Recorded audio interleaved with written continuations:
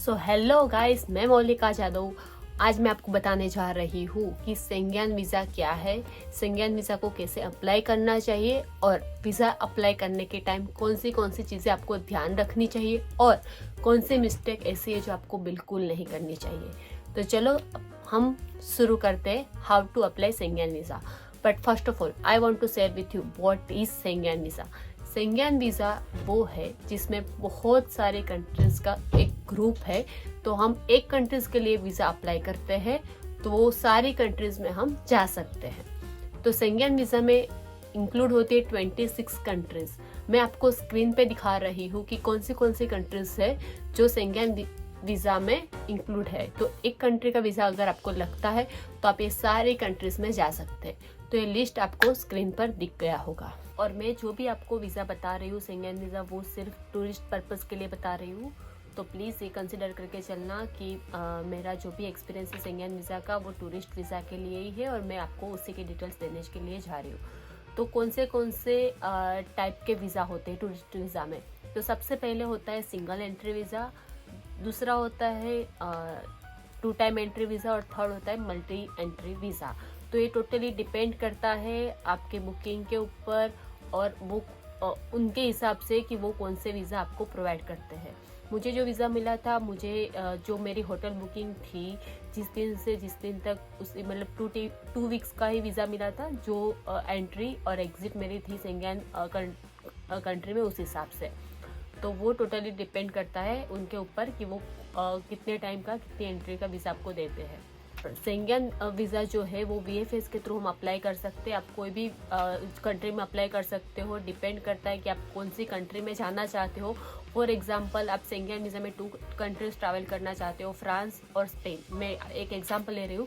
तो for example France में हम 4 दिन रुक रहे हैं और स्पेन में हम 2 दिन रुक रहे हैं। तो फ्रांस के लिए अप्लाई कर सकते हो आप। उसी हिसाब से आप जो कंट्री में ज़्यादा टाइम रुकने वाले हो उस हिसाब से आप वो कंट्री के लिए शेंगेन वीज़ा अप्लाई कर सकते हो। तो शेंगेन वीज़ा के लिए कौन से डॉक्यूमेंटेशन चाहिए होते हैं।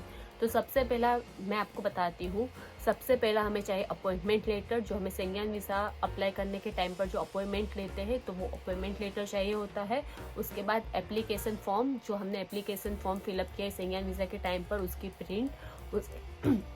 उसके बाद cover letter for the tourist, वो भी आपको वीज़ा अप्लाई करने के बाद एक प्रिंट मिल जाएगा, वो आपको कैरी करना रहेगा जब आप अपॉइंटमेंट के दिन पर VFS में जाते हो तब। उसके बाद चाहिए होता है अपना पासपोर्ट, BRP, यूनिवर्सिटी लेटर। जो भी मैं भी एक स्टूडेंट हूँ तो मैंने यूनिवर्सिटी से लेटर लिया था शेंगेन वीज़ा अप्लाई करने के लिए। तो आपको एक यूनिवर्सिटी लेटर चाहिए होगा शेंगेन वीज़ा को अप्लाई करने के लिए, जो आपको साथ में अटैच करना रहेगा।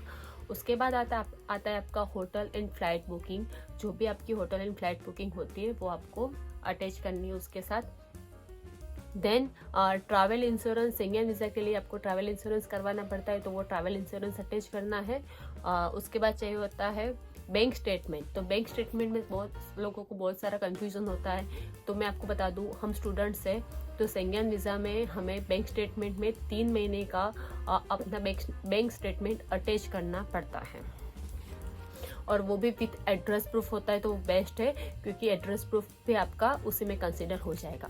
तो ये डॉक्यूमेंटेशन होते हैं जो आपको कैरी करने रहते हैं जब आपकी VFS की डेट होती है तब। ओके, तो कॉस्ट ऑफ शेंगेन वीज़ा। तो शेंगेन वीज़ा में मुझे जो कॉस्ट लगा था मैंने VFS में जाके ही पे किया था और मुझे 86 पाउंड लगा था। मैं लंदन से अप्लाई कर रही हूँ, मैंने लंदन के VFS में जाके ही अप्लाई किया था।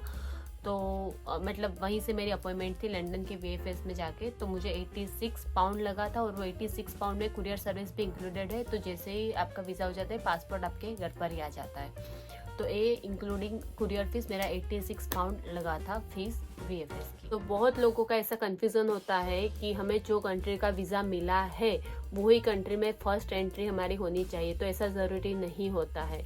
हमें कोई थर्ड कंट्री का वीज़ा मिला है बट हमें कोई और कंट्री में जाना है तो वो भी हम जा सकते हैं, हमारे पास शेंगेन वीज़ा होता है तो ऐसा ज़रूरी नहीं होता है बिल्कुल भी कि आपको जो कंट्री का वीज़ा मिला है वही कंट्री में आपको फर्स्ट एंट्री करनी चाहिए। तो जैसे मैंने आपको बताया कि कौन सी मिस्टेक नहीं करनी चाहिए, तो मैंने एक मिस्टेक कर दी थी। मेरी ये मिस्टेक हुई थी कि मैंने फ्रांस की मतलब पेरिस और स्पेन के लिए मैंने बुकिंग करवा दी होटल की और फ्लाइट की। उसके बाद मैंने वीज़ा अप्लाई, क्योंकि आपको पता है शेंगेन वीज़ा अप्लाई करने के लिए होटल बुकिंग और फ्लाइट बुकिंग मस्ट है, तो मैंने बुकिंग करवा दी। उसके बाद मैंने देखा कि जो टाइम में मैंने होटल बुकिंग और फ्लाइट बुकिंग करवाई है वो टाइम पर फ्रांस का और स्पेन का वीज़ा वो टाइम ड्यूरेशन में अवेलेबल था ही नहीं, अपॉइंटमेंट मिल ही नहीं रही थी।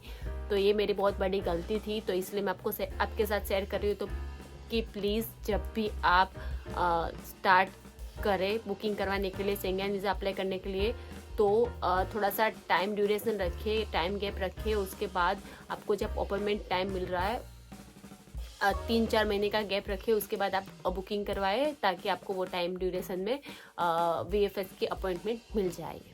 So guys, thank you for watching my video. मैंने जो भी डिटेल्स शेयर की है वो मेरे पर्सनल एक्सपीरियंस के साथ शेयर किए। तो आपको अगर कुछ भी डाउट होता है या फिर मेरे कुछ भी मिस्टेक है वीडियो में, तो फिर आप प्लीज़ मुझे कमेंट सेक्शन में बताइए।